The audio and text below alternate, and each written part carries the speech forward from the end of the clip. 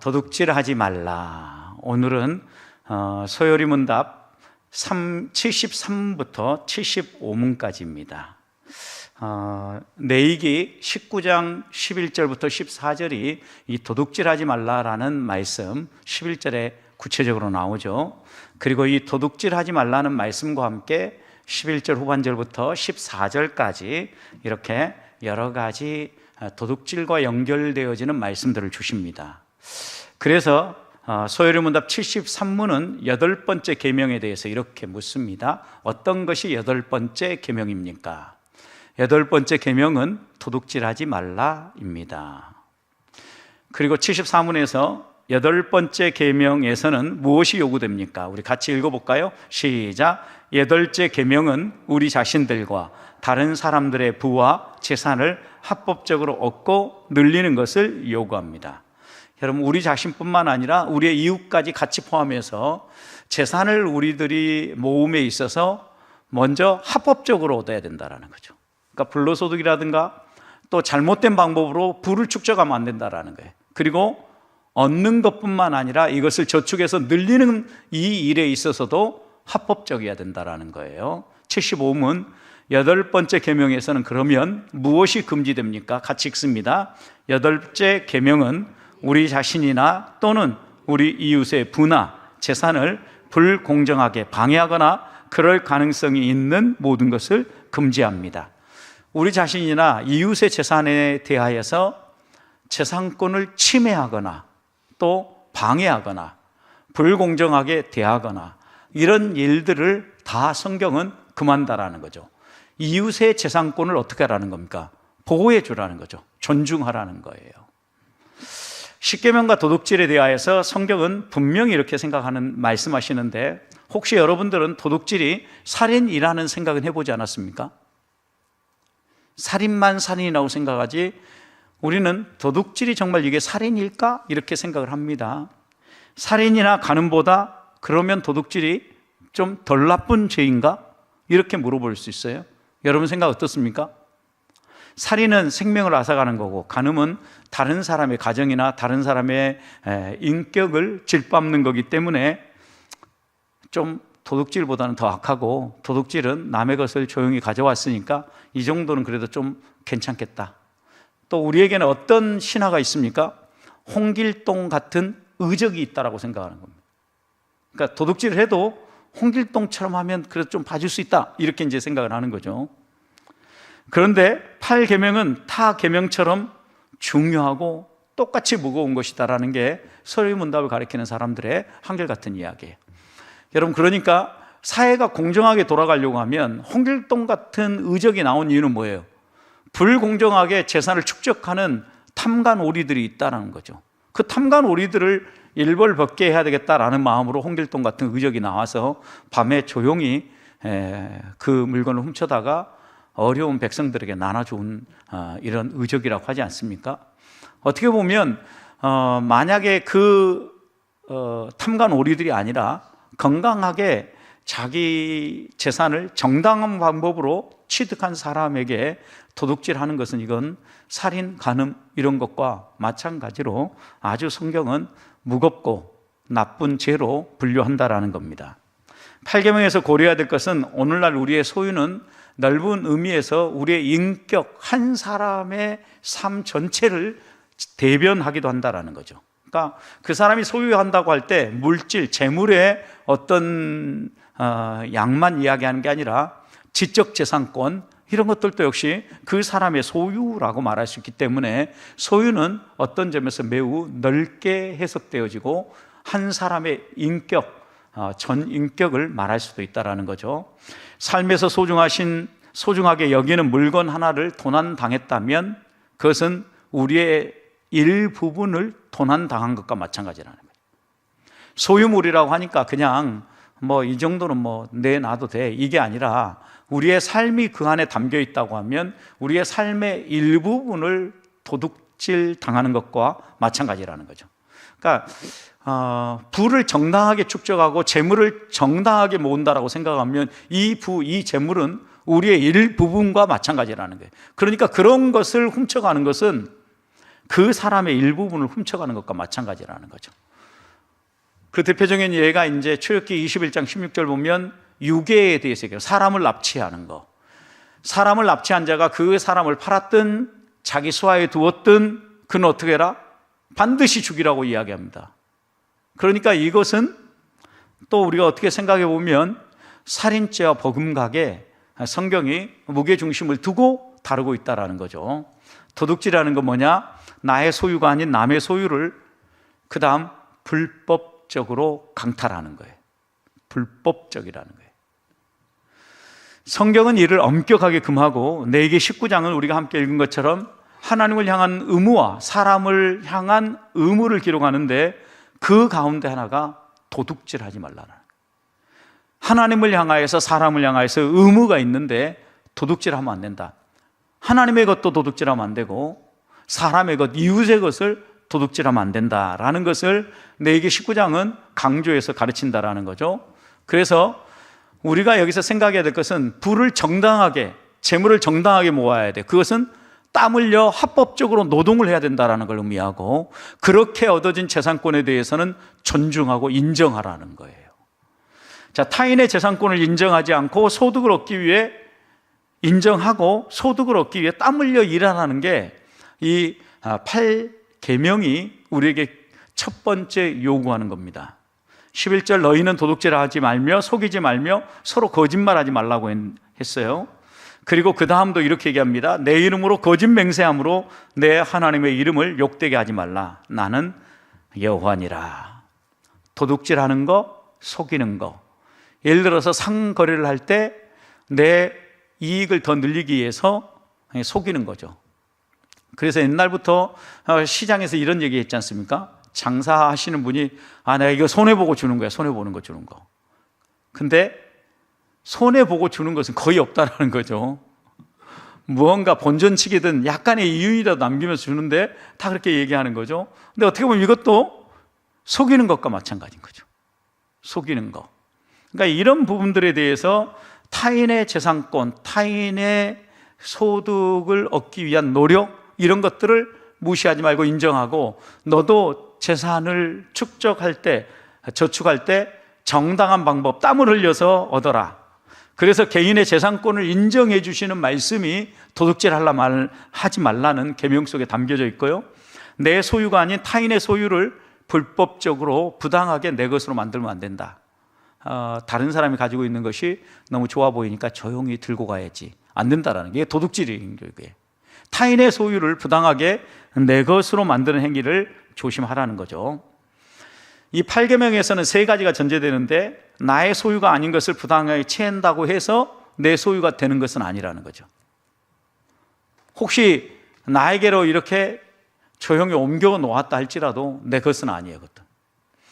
타인의 소유권을 인정하라는 전제가 여기에 담겨져 있고 타인의 소유를 내 것으로 삼으려는 부당한 시도는 죄다.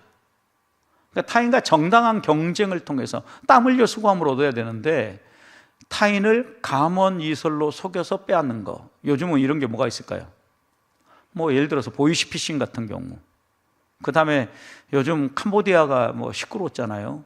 실제로 캄보디아 선교사님 얘기 들어보니까 캄보디아에서 선교하고 들어왔는데 은행까지 다 뒤져가지고 당신의 은행 계좌를 나라가 조사합니다. 이런 전화 통보를 받았대요. 그래서 왜 그러냐고 그랬더니 캄보디아 다녀온 적이 있냐고. 저는 캄보디아에서 선교하다 왔습니다. 그랬더니 캄보디아에 있었던 사람들의 이런 금융거래 상황을 다 살펴보고 있는 중이다. 선교사님이셨다면 큰 문제가 없습니다. 우리가 살펴만 볼 겁니다. 이렇게 얘기했다라는 거예요. 그만큼 문제가 심각해진 거죠. 왜냐하면 이런 금융거래가 어떻게 보면 타인의 것을 부당하게 속여서 빼앗는 거잖아요. 이게 지금 도둑질에 해당되는 거죠. 그래서 도둑질은 범죄예요, 범죄. 국가에서도 이것을 일벌백계로 다루지 않습니까? 73은 무엇이 요구됩니까? 그랬어요. 이 8계명에서 다른 사람의 부와 재산을 나의 재산과 부를 나나 다른 사람이나 다 똑같아요. 합법적으로 얻고 합법적으로 늘려라는 거예요. 여러분, 그러니까 고리대금업을 한다. 이것도 합법적이진 않죠. 법이 정한 규정 안에서는 가능할지 모르지만 그 밖으로 벗어나지 말라는 거죠. 합법적으로 부와 재물을 늘리는 방법이 그러면 무엇인가? 노동이에요, 노동. 여러분 생각해 보십시오. 은행에 넣어두고 이자를 받는 것보다 나가서 땀 흘려 수고하고 노동하는 게 훨씬 더 많이 벌어요, 실제적으로. 그래서 성경은 이것과 관련해서 합법적으로 우리가 얘기하는 건 뭐냐? 도둑질 하지 말라라는 것은 또 다른 말로 표현하면 근면성실하게 일해라, 이걸 강조한다라는 거죠. 데살로니가 후서를 보면 데살로니가 교회에 그런 문제가 있었죠. 나는 열심히 신앙생활하고 하나님 나라를 위해서 주의 재림을 기다리면서 준비하리라 하고 하면서 교회 안에 있으면서 계속 헌금되어지고 다른 사람들의 재산을 축내는 사람들이 있었어요. 그를 향하여서 바울은 뭘 하고 경고했습니까? 일하기 싫거든 먹지도 말라고 했잖아요. 그러니까 근면성실하게 일하고 땀 흘려 수고하고 그 다음 먹어라, 이렇게 얘기한 거죠. 우리도 그러지 않습니까? 놀고 먹는 것이 좋다고 얘기하는데 며칠 놀고 먹어보십시오. 그러면 소화도 안 되고요, 밥맛도 떨어져요. 근데 땀 흘려 수고하고 막 열심히 일하고 먹어보십시오. 뭐 반찬이 별것이 없고 또 밥이 특별한 밥이 아니어도 어때요? 사람들이 다 똑같이 이렇게 얘기합니다. 꿀맛입니다. 이 얘기는 뭐예요? 하나님이 우리를 창조할 때 노동하게 하셨다라는 거죠. 그래서 어떻게든 근면성실하게 살아갈 수 있는 비결을 찾아야 돼요. 나이가 들어가면 육체 노동하는 게 어렵잖아요. 그럼 하나님은 어떻게 하게 하실까요? 육체 노동이 아니라 또 다른 방법으로 노동을 하게 하시는 거예요.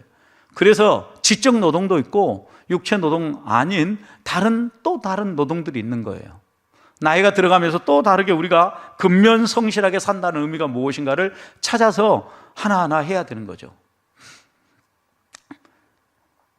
여러 사람들이 그런 헌신들을 많이 합니다. 내 인생의 전반부는 가족과 이 땅의 삶을 위해서 헌신했으니까 내 인생의 후반부는 하나님 나라와 선교를 위해서 쓰겠다. 저는 우리 교회 안에서도 이런 시니어 선교사들이 나오기를 소망해요. 왜냐하면 이게 뭐냐면 주님이 부르시는 그날까지 근면성실하게 살겠다라는 철학에서 나오는 행동들이거든요.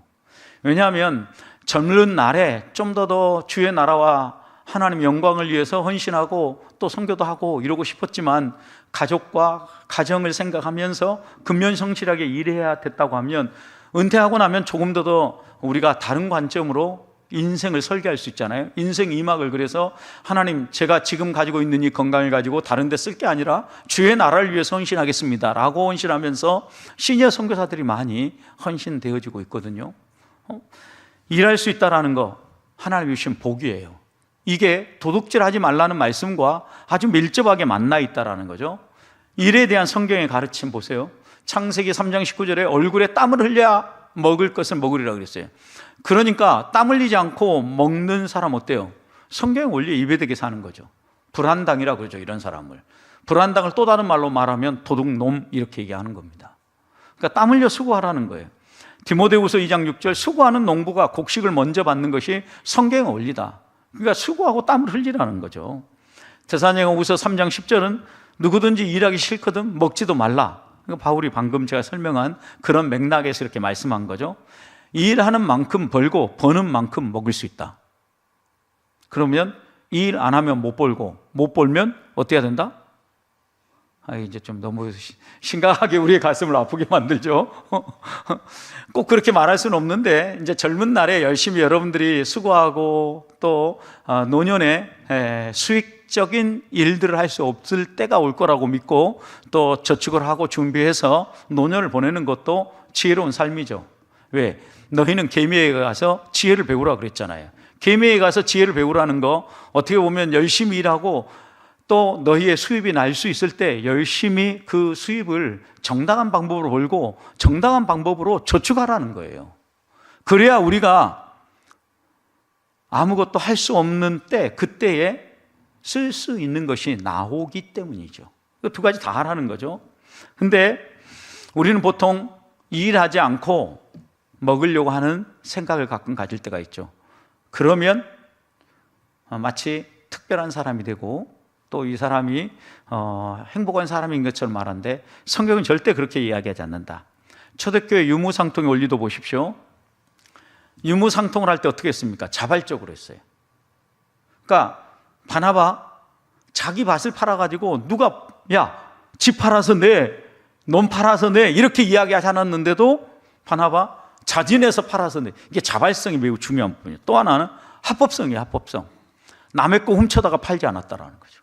자기 것 팔아서 자기가 정당한 방법으로 내놨어요. 그런데 이 합법성에 문제가 생긴 사람이 누구였어요? 아나니아 삽비라죠. 왜요? 아니, 일부분 저는 헌금합니다 이러면 됐잖아요. 그런데 다 내놨습니다 라고 이야기하는 순간 이 합법성에 문제가 생긴 거예요. 거짓말한 거죠. 합법성에 문제가 생긴 거죠. 결국 초대교회 유무상통의 원리는 자발적으로 자기가 팔아서 자기 것을 나누고 그 다음에 정당한 방법으로 나누었다라는 거예요. 이게 이제 유무상통의 원리인데 하나님께서 우리에게 원하는 것은요, 이런 삶을 살라는 거죠. 다른 사람을 비교할 필요 없어요. 저 사람은 맨날 얻어먹기만 하네 이럴 필요가 없어요. 내가 합법적으로 자발적으로 벌고 나누고 베풀면 되는 거죠. 하나님이 원하시는 우리의 삶의 원리거든요. 이게 기쁨과 자원함으로 나눴고 강요나 포갑이나 불법이 존재하지 않았고 바나바와 같은 신자들이 헌신했고 회심한 증거들이 나눔으로 나타났다. 복음으로 변화된 증거들이 유무상통으로 나타났다라는 거예요. 결국 이것은 루터가 이야기했던 것처럼 지갑이 회개한 사람들이죠. 하나님이 내게 무언가를 주셨을 때 나만 위해서 준 게 아니라 어떻게 하라고요? 나누라고 주신 거예요. 어딘가 어렵다라는 이야기를 들으면 어려운 것을 위해서 기쁨으로 마음을 열고 나도 어렵지만 콩 한 쪽도 반쪽씩 나눠 먹는다는 게 우리 조상들의 지혜이고 또 나눔의 정신 아니었습니까? 그 마음으로 공동체 안에서 필요가 있을 때 내 것을 떼어 나눌 줄 아는 사람이 지갑도 회개한 사람이라는 거죠. 결국 그래서 거듭났다, 회심했다. 이 사람은요, 자신의 삶의 모든 면의 변화를 경험한 사람이에요. 자기 것을 자기 것이라고 주장하지 아니하고 탐욕적이고 이기적인 삶을 살지 않고 자기 중심적인 삶을 살지 않고 이타적인 삶을 살며 자기 것을 이웃에게 흘려보낼 줄 알고 함께 나눌 줄 아는 사람이 된다라는 의미예요. 그러면 성경에서 재물에 대해서 뭐라고 가르치는가? 재물 자체는 악하지 않다라는 거죠. 가치 중립적이에요. 재물은 하나님이 우리에게 선물로 주신 것이에요. 그런데 문제는 어디에서 발생하냐면 어떻게 바라보고 어떻게 사용하느냐가 중요하다. 내가 어떻게 이 재물과 관계를 맺고 그것을 어떻게 사용하느냐에 따라서 선하게 이 재물이 쓰여지기도 하고 악하게 이 재물이 쓰여지기도 한다라는 거죠. 그러니까 재물에 대하여 바라보는 관점이 분명해야 돼요. 그리고 사용하는 방법도 옳아야 돼요. 여기에 덧붙인다면 버는데도 합법적이어야 된다는 거예요. 성경은 이렇게 얘기했어요. 돈을 사랑하는 것은 일만하게 뿌리다. 그러니까 돈은 어떤 관계를 맺어야 되는 겁니까? 하나님이 이 땅을 살아가는데 우리에게 쓰도록 허락하신 거예요. 그래서 돈은 사랑의 대상이 아니에요. 사랑의 대상은 누굴까요? 하나님과 우리 이웃이에요. 성경 한결같이 그렇게 얘기하죠. 돈을 사랑하지 말라. 탐욕, 돈, 그 다음 우상숭배, 다 이런 것들이 하나로 연결되어져요. 문제는 우리들이 돈에 대한 마음을 비우고 나면 그때부터 자유로워지고 풍성한 삶을 살게 되어져요. 사랑의 대상은 하나님만 우리의 사랑의 대상이다 라는 부분 잊지 말고요. 열심히 일하여 그래서 성경은 돈을 벌라고 이야기합니다. 재산권과 재산의 증식과 보호가 하나님을 섬기는 수단으로 쓰여질 때 그 재물은 복이 되는 거예요. 내가 열심히 건강해서 땀 흘려 수고해서 재물을 벌었는데 이것이 어떤 목적으로 어떤 수단으로 사용되느냐는 거죠. 하나님을 섬기고 하나님 나라를 확장하고 주의 일을 위하여 섬기고 사용되어질 때 그 재물이 복이 되어진다라는 거예요. 땀 흘려 일하지 않으면서 다른 사람의 소유를 내 것으로 만들려고 하는 탐심이나 불법적인 도둑질에 미혹되지 않도록 조심해야 돼. 그러니까 누가 수고하고 일하지 않았는데 주는 것이 있으면 사양하는 것도 지혜로운 방법이에요. 우리가 일하고 수고한 것에 대해서 누리는 것이, 일하는 소의 입에 망을 씌우지 않는 것이 하나님 나라의 원리예요. 이 부분을 우리가 조심하다 보면 탐심과 불법적인 도둑질로부터 벗어날 수 있다는 거예요. 도둑질은 불법적으로 재산을 증식하는 모든 종류의 행위다. 그러니까 우리 재산이 불법적으로 증식되어진다. 그러면 도둑질이다. 그래서 이 도둑질하지 말라가 가르치는 두 번째 교훈은요, 정당하고 합법적이지 않은 방법으로 재산을 증식하는 모든 행위는 피하라는 거예요. 자, 13절 14절 우리 같이 한번 읽어봅니다. 시작. 너는 내 이웃을 억압하지 말며 착취하지 말며 품꾼의 싹을 아침까지 밤새도록 내게 두지 말며. 자, 여기 보세요. 어떤 불법이 있는가? 억압하는 거, 그 다음 착취하는 거. 억압하는 건 뭐예요? 내 손아귀에 넣어놓고 억압하는 거죠. 억압이 어떤 억압이에요?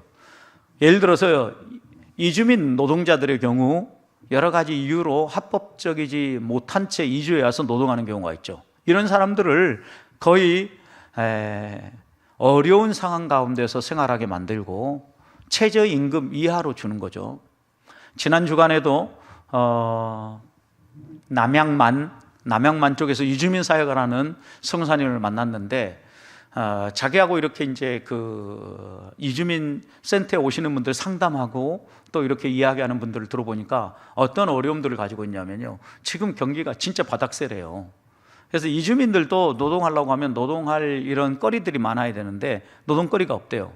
그리고 이제 이들을 보통 기숙사 같은데, 합법적으로 이제 이주 노동자를 쓰는데 기숙사 같은데 생활하게 한다는 거죠.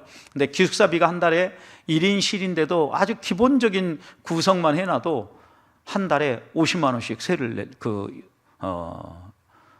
기숙사 비용을 낸대요.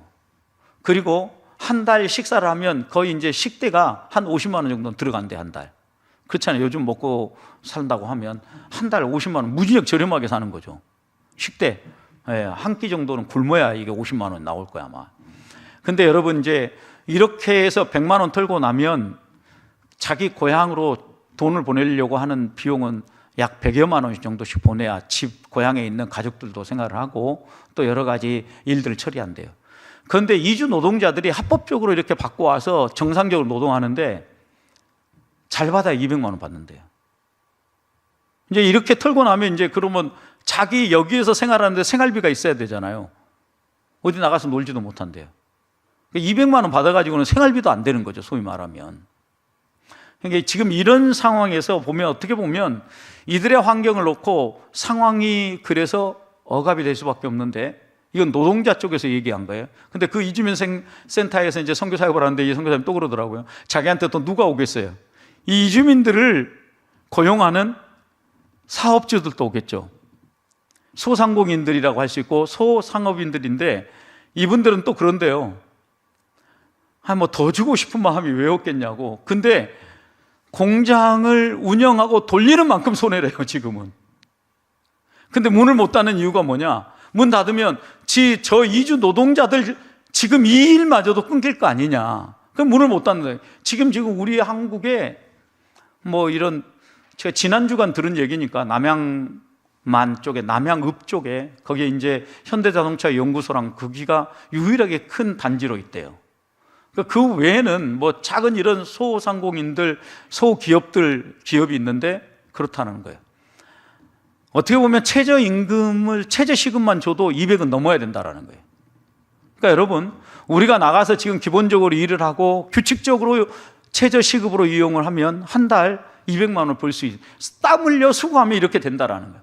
그러니까 몸이 건강을 유지해가지고 우리가 일을 하면 어느 정도 벌 수 있는 이런 상황인 거죠. 근데 그 다음 보세요. 착취, 줘야 될 돈을 안 주는 거죠. 이게 이제 악한 사람인 거죠. 그 다음, 품꾼의 싹을 줘야 되는데 여러 가지 이유 때문에 그러겠지만 싹을 안 주고 버티는 거죠. 경영이 어렵다. 지금 우리 상황이 어려우니까 좀 다음에 주겠다 고 밀리는 거죠. 그런 일 하지 말라는 거죠. 자기는 밤새 그 돈을 가지고 누릴지는 모르지만 그 돈을 받지 못한 사람들은 밤새 고통을 겪는다라는 거예요. 이게 밤새가 하룻밤만이 아닐 수도 있잖아요. 한 달을 미룰 수도 있고 몇 달씩 임금이 밀려서 생활하는 사람도 있죠. 또 그 다음에 이렇게 얘기했어요. 귀 먹은 사람, 듣지 못하는 사람 저주하지 말라. 왜? 듣지 못하니까 저 나쁜 놈, 어쩐 놈 뭐 하면서 다 저주하는 거죠. 못 듣는다고. 여러분, 이건 이제 귀를 먹어서 듣지 못해서 이렇게 이야기할 수도 있지만 우리는 또 듣지 못한다면 어떡합니까? 저 사람 못 들으니까 집에 가가지고 창문에 대놓고 막 욕하는 거죠. 아, 목사님 못 됐다고 막 이러면서 안 보이니까 이러는 경우가 똑같은 거죠. 이게 뭐예요? 그리고 맹인 앞을 못 보니까 그 앞에다 넘어지라고 장애물 놔두는 거죠. 얼마나 심술궂은 행동입니까? 이런 일들 하지 말라는 거죠. 그 사람이 알지 못한다고 해서 그 사람에게 그렇게 대한다고 해도 누구도 아무 말 하지 않는다고 해서 내가 하고 싶은 대로 하지 말라는 거예요. 하나님 앞에서 생각하고 하나님이 어떻게 생각할 건가를 생각하면서 행동하라는 거죠. 이웃을 대하라는 게. 이게 성경의 한결같은 가르침이에요. 이게 어떻게 보면 그리스도인이 그리스도인답게 사는 길이에요. 불법한 행위의 사례들 보세요. 억압하는 거, 착취하는 거, 품꾼의 싹을 미루는 것. 야고보서 5장 4절 5절 이렇게 얘기했습니다. 같이 읽습니다. 시작. 보라, 너희 밭에서 추수한 품꾼에게 주지 아니한 싹시 소리 지르며 그 추수한 자의 우는 소리가 만군의 주의 귀에 들렸느니라. 너희가 땅에서 사치하고 방종하며 살육의 날에 너희의 마음을 살찌게 하였도다. 여러분, 품꾼에게 주지 않으면서 자기는 어떻게 해요? 사치하고 방종하는 거죠. 아주 나쁜 경우죠. 여러분, 이런 사람들은 어떻게 된다라는 거예요? 심판을 피할 수 없다라는 거죠. 억압, 착취, 그 다음에 싹쓸 미루는 거 하지 말라는 거예요.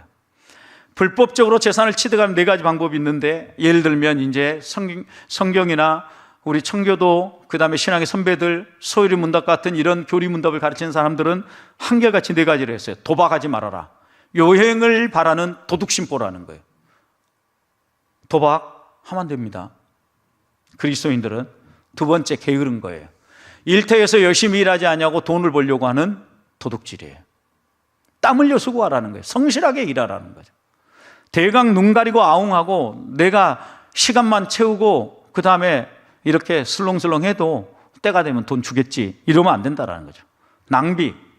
낭비도 불법적으로 재산을 획득하는 방법인데 주인의 재산을 부주의하게 관리하고 횡령하는 도둑질이에요. 낭비하는 것은. 왜? 내가 낭비하는 것은 주인의 것을 낭비시키는 거죠. 예를 들어서 교회 것이라고 해서, 공공의 것이라고 해서 낭비하는 거, 국가의 재산을, 아니면 교회의 하나님의 것을 부주의하게 관리하고 횡령하는 도둑질에 해당된다는 거예요. 그러니까 낭비하면 돼요, 안 돼요? 안 된다라는 거죠. 아껴야 돼요. 화장실 휴지도 한 장으로 쓸 수 있으면 한 장으로 쓰는 거예요. 내가 생각할 때 꼭 2장 써야 되는 그 사람은 2장 써야 되지만 한 장 쓰고 할 수 있으면 낭비를 줄이는 거죠. 또 커피 마실 수 있도록 카페에 머그컵 준비하는 이유 아시죠, 여러분? 머그컵은 컵 살균기에 의해서 살균이 확실하게 된 겁니다. 계속해서 살균시키고 있습니다. 종이컵 쓰지 않을 수 있으면 종이컵 쓰지 말고 머그컵 쓰시라는 거예요. 여러분, 이걸 통해서 우리가 뭘 하지 말자라는 거예요. 낭비를 줄이자라는 거고, 또 하나는 여기에는 더 중요한 의미가 담겨져 있어요. 하나님이 주신 이 자연 환경을 보존하자라는 거예요. 생태계 보존. 이 두 가지 의미, 낭비, 그 다음 보존. 그러니까 교회에 있는 건 뭐 공공의 물품이라고 해서 마음껏 쓰고 그냥 너무 뭐라 해야 되나, 후하게 쓰는 거, 이런 것들은 도둑질에 해당된다는 거예요. 낭비예요, 낭비. 한동안 그런 얘기가 있었어요. 카페 가서 차 마시고 난 다음에 카페에 있는 종이, 아니 그 휴지죠, 휴지, 냅킨 이렇게 주워오는 것을, 이것도 도둑질에 해당되는 거 아니냐고 누가 그런 얘기 한 다음에, 그 다음에 저는 이제 보통 거기 가면 드라이브 스루로 차 한 잔을 마시거나 이럴 때는 제가 달라고 하지 않고, 제가 빼오는 게 아니고 냅킨 몇 장만 주세요 라고 얘기를 합니다. 가끔 여러 장이 집히는 경우도 있기 때문에 어떻게 보면 낭비한다, 이것은 도둑질에 해당된다라는 거예요. 낭비하지 말라는 거예요. 그 다음에 네 번째는요, 사기예요, 사기. 사기는 여러 가지 방법으로 거짓말해서 돈을 벌려고 하는 거예요. 도둑질이죠, 이거는. 그러니까 도박 안 하죠. 사기 안 치죠. 두 가지 걸리죠. 게으르게 사는 거, 낭비하는 거. 조심합시다, 이거는. 우리가 이제 하나하나 생각해야 돼요. 이게 이제 소요리 문답을 초등생들 대상으로 했다고 하면 대요리 문답은 어른들 대상으로 한 거예요. 대요리 문답 142문 어른들 대상으로, 이건 어린이들 대상으로 기본적으로 이것만 요구했는데 어른 대상 보세요. 이렇게 많아요. 대요리 문답 뭐라 그랬냐? 8계명에 금지된 게 뭡니까? 라고 했더니 대요리 문답 이렇게 답했는데 절도, 강도행위, 사람 납치, 작물 취득. 그러니까 도둑이 해가지고 작물 취득했으니까 팔 때 어떻게 팝니까? 싸게 팔아요. 이런 거 취득하지 말라는 거예요. 속이는 저울질, 치수제기, 땅 경계표 마음대로 움직이기. 요즘은 안 그러지만 옛날은 어때요? 논밭 갈 때 대강 경계표를 어떻게 해요? 살짝 저쪽으로 옮겨놓고 우리 쪽으로 이쪽으로 더 넓게 잡아놓고 이러지 말라는 거죠. 뇌물징수, 고리대금업, 소송남용. 여러분 그러니까 아니 내가 어떻게 해서든 조금이라도 얻으려 하고 계속 소송만 전문적으로 일으키는 사람도 있어요. 소송남용도 도둑질에 해당된다는 거예요. 불법 봉쇄, 추방, 매점 매석, 임금체불, 탐욕, 세상 재물을 과도하게 좋아하는 거. 다 돈 좋다고 하는데, 근데 여기서 좋아하는 정도가 아니라 어떻게 좋아하지 말라? 과도하게 좋아하지 말라 이게 있어요.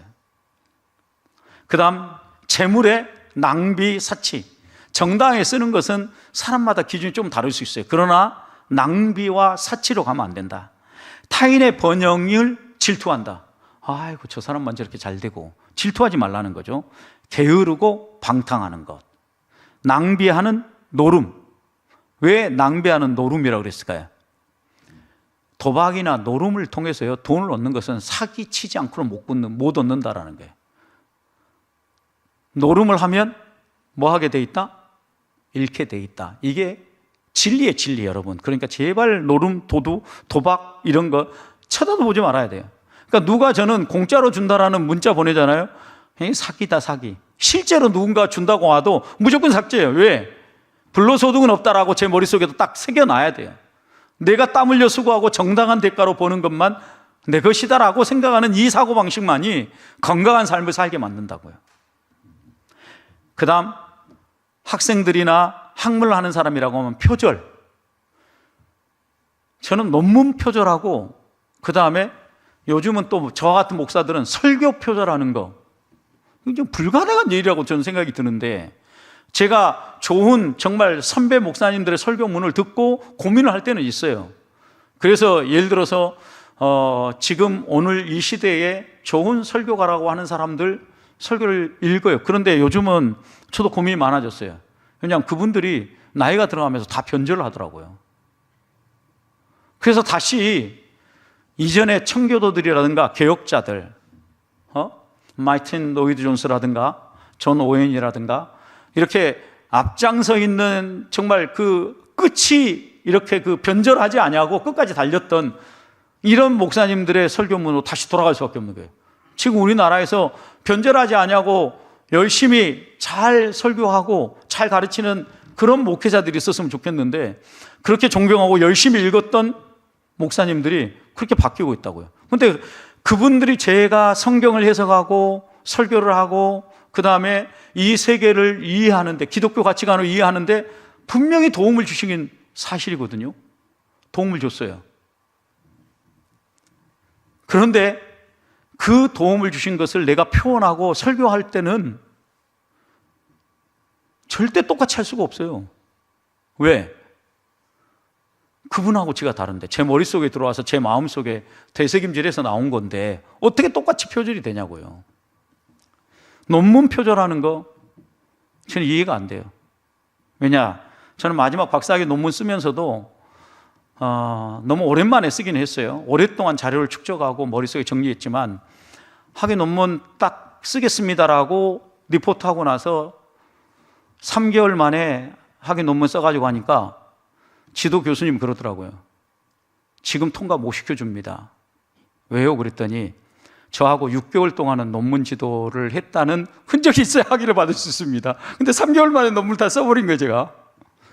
왜냐하면 부목사를 하고 있었기 때문에 목사님에게 저에게 2주만 휴가를 주달라고 2주 동안 짐 싸들어 와가지고 자료 몇 가지 하고 해서 그냥 쫙 100여 페이지 넘어가는 논문 써낸 거죠, 머릿속에서. 그런데 여러분, 저도 몰랐는데요, 제 후배들이 플러에서 똑같이 박사학위를 하면서 가장 좋은 논문, 모범으로 삼아야 될 논문, 임형진 목사의 논문을 봐라 이러면서 후배들한테 계속 그 학교에서 소개를 하더라는 거예요. 얼마 만에 썼는데요? 3개월 만에 쫙. 근데 표절이 나올 수가 없다고요. 그리고 지금 요즘 전도와 소그룹 이런 거에 대해서 강조하고 다니는 교수님들 있죠. 그 가운데 김선일 교수님이라는 분이 계시는데 지금도 웨스트민스터에서 가르치고 이러는 분이에요. 이분이 뭐라고 그러냐면, 목사님 논문은 독특합니다. 제가 강의하는데 목사님 논문의 시니어 부분을 인용할 수 있도록 허락해 주십시오. 이게 학자예요, 여러분. 제가 그분에게 논문 지도를 받았어요. 그리고 그분은 저희 선생님이에요. 그럼에도 불구하고 자신이 가르칠 때 제가 쓴 논문의 이 부분을 인용하겠다라고 저한테 공식적으로 허락을 받은 거예요. 여러분, 이런 학문 문화가 세야 됩니다. 그러니까 표절을 한다, 컨닝을 한다, 안 되는 거죠. 이건 도둑질인 거죠. 부당한 행위죠. 여러분, 그리고 우리 교회는요, 소프트웨어 전부 다 정품이에요. 불법 복제법 많습니다. 제가 남서울에서 미디어 사역을 할 때부터 불법 복제물 쓰지 않는 것을 철칙으로 생각했어요. 예를 들어서 우리 교회 지금 영상 편집용 툴을 쓰는데 1년 연간 그 사용료가 100만 원대예요. 어쩔 수 없이 이게 사람이 쓸 수 있는 카피가 정해져 있어서 2카피를 써요. 200만 원이거든요. 그런데 특별 할인할 날 때는 날만 기다립니다. 그래가지고 한 40-50% 할인해가지고 한 50-60만 원에 2카피를 씁니다. 그 다음에 우리 교회 이제 또 MS 오피스라든가 이런 걸 많이 쓰기 때문에 이건 어떻게 하면 이게 매번 돈이 많이 들어가니까 지금 이것은 비영리 법인단체에 등록을 하고 우리 홈페이지 메인 프롬프트에다가 하나의 프로그램을 심고 MS 오피스에서는 우리 교회에서 쓰는 만큼은 무료로 지금 제공받아 쓰고 있습니다. 다 정품이에요. 그 다음, 예를 들면 글꼴이라든가 이런 모든 것들 가운데 유료 글꼴을 무료로 우리가 쓰지 않습니다. 이런 게 뭐에 해당될까요? 지적재산권에 해당되는 거예요. 이거 도둑질 하지 말라라는 거. 우리의 마음 가운데 처음부터 이 사고방식 가져야 돼. 안 쓰면 몰라도, 그 다음에 다른 걸 덜 쓰더라도 정당한 대가를 지불해야만, 예를 들어서 그 프로그램 만든 사람도 먹고 살아야 될 거 아니에요. 그런데 우리는 불법으로 써요. 그리고 제가 상당히 고민되어지는 경우는 어떤 경우냐면요, 목사님 이거 어디에서 좀 쓸 수 없을까요? 이렇게 하면 이제 제가 대답을 하기 어려워요. 한글 정품 써야 되는데 저한테 무언가 쓸 수 있는 걸 있냐고 물어보면 어디에서 제가 불법으로 가져오지 않으려고 하면 새로 사서 여러분에게 드려야 돼요. 그러니까 이런 프로그램들을 쓸 때 정품을 쓰는 훈련 우리의 마음속에 새겨야 돼요. 그 돈은 정당하게 대가를 지불해야 돼요. 제가 가능하면 이렇게 조심하면서 컴퓨터에 백신도 쉐어웨어로만 쓰려고 하는데, 지난 주간에 어떻게 무엇 때문에 그런지 모르겠는데 메일을 통해 들어왔는지 모르겠는데 계속해서 제 컴퓨터에 보안 경고가 뜨는 거예요. 그래서 쉐어웨어 프로그램으로 아무리 치료를 하려고 해도 치료가 안 되는 거예요. 온갖 방법을 다 동원해가지고 다 했는데, 저 나름 컴퓨터를 좀 아는데 할 수 없이 지난 주간에 한 2년 동안은 백신을 정품 구입을 안 해가지고 안 썼거든요. 할 수 없이 구입했어요. 왜?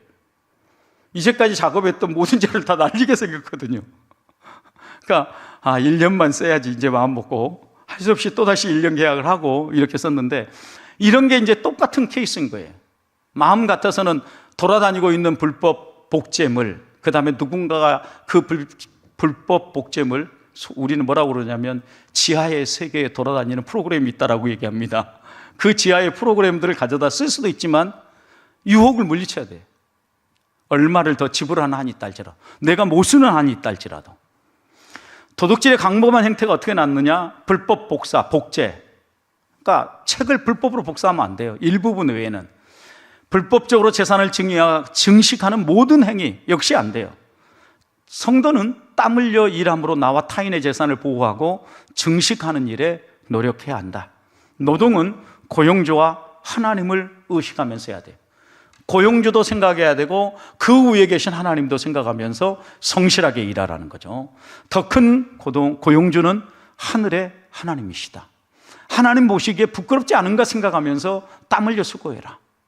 정당한 대가를 받지 못하고 우리가 억울한 일을 당할 수 있을지는 모르지만 그렇다고 해서 우리가 노동을 대충 해도 된다는 건 아니에요.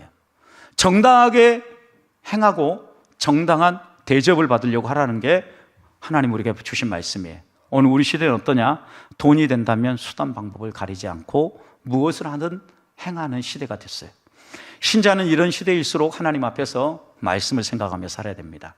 스스로 속이지 말라고 했습니다. 무엇으로 심든지 심은 대로 거둔다라는 거, 거짓말을 심으면 거짓을 얻게 돼 있어요. 도둑질을 경계하는 이유가 무엇입니까? 남의 것을 탐내지 않고 땀 흘려 열심히 일해야 하는 이유는 창조주 하나님이 나를 보고 계시기 때문입니다. 도둑질은 탐심과 연결되며 우상 숭배입니다. 정치계에서 권력이 우상되기 쉽듯이 우리 삶에서는 돈이 우상되기 쉽습니다. 그래서 우리는 돈에 대해서 조심해야 됩니다. 소유의 넉넉함과 재물의 풍성한 마음을 추구하면 범죄합니다. 유산 상속으로 싸우는 형제들이 얼마나 많습니까? 한 푼도 안 받아도 할 말이 없는데 조금이라도 준다면 얼마나 감사한 일입니까? 좀 더 가지려고 싸우지 말고 오히려 형제에게 더 주려고 하는 이런 분위기가 생긴다면 왜 싸우겠냐고요. 남의 것을 빼앗아 내 주머니를 채워야 안전하다라는 생각은 내 통장 잔고를 늘려야 된다라는 생각은 사탄의 유혹이에요. 삼가 모든 탐심을 물리치라. 사람의 생명이 그 소유의 넉넉함에 있지 않다. 그래서 결론은 뭐냐? 생명의 가치는 소유에 있지 않아요, 여러분. 우리의 소유가 나의 품위와 나의 삶을 유지시켜 주는 게 아니라고요. 주님은 부당하게 강탈하거나 빼앗지 않았고 훔치지 않았고 오히려 자기의 생명을 내어줬고 우리의 빚을 대신 갚아줬고 우리가 하나님이 주시는 구원의 부요함에 참여하게 하려고 자기를 비워서 낮아지셨다. 이 주님을 생각한다면 우리도 이웃의 것을 어떻게 해야 된다? 강탈하지 말아야 된다. 베드로후서 1장 2절부터 4절 같이 한번 읽습니다. 시작. 하나님과 우리 주 예수를 알므로 은혜와 평강이 너희에게 더욱 많을지어다. 그의 신기한 능력으로 생명과 근건에 속한 모든 것을 우리에게 주셨으니 이는 자기의 영광과 덕으로서 우리를 부르신 이를 알므로 말미암음이라. 이래서 보배롭고 지극히 큰 약속을 우리에게 주사 이 약속으로 말미암아 너희가 정욕 때문에 세상에 썩어질 것을 피하여 신성한 성품에 참여하는 자가 되게 하려 하셨느니라. 여러분, 우리는 관심 가져야 될 게 있습니다. 생명과 경건에 속한 모든 것이에요. 이걸 가지고 하나님의 영광을 위해 살고 하나님의 뜻을 드러내기 위해서 살아야 해요. 정욕 그리고 내 필요 이것 채우는 데 집중하다 보면 반드시 어려움을 겪습니다. 신성한 성품에 참여하는 자가 되려고 노력하고 자꾸 나누고 자꾸 베푸는 사람이 되면 하나님이 더 풍성하게 채워주신다라는 겁니다. 우리는 하나님의 소유입니다. 우리의 것은 아무것도 없고 다 하나님의 선물입니다. 하나님이 우리에게 무언가를 베풀어 주셨음에 대해서 감사합시다. 다른 사람의 것을 시기하거나 도둑질하지 맙시다. 열심히 자기 일을 하며 복을 위하여서 살아가야 합니다. 이웃에게 나의 것을 선물로 내어주며 살아야 합니다. 이것이 성도의 마땅한 자세입니다. 마무리하면서 깔뱅은 기독교 강요에서 이 도둑질 하지 말라에 대해서 뭐라고 가르쳤나? 우리 같이 한번 읽어봅니다. 우리에게 주어진 것으로 만족하고 정직하고도 합법적인 이익만 얻는데 힘쓴다면 이는 이 계명을 합당하게 복종하는 것이 될 거다. 주어진 것 만족해라. 정직하고 합법적으로 벌어라. 자, 그 다음에 읽습니다.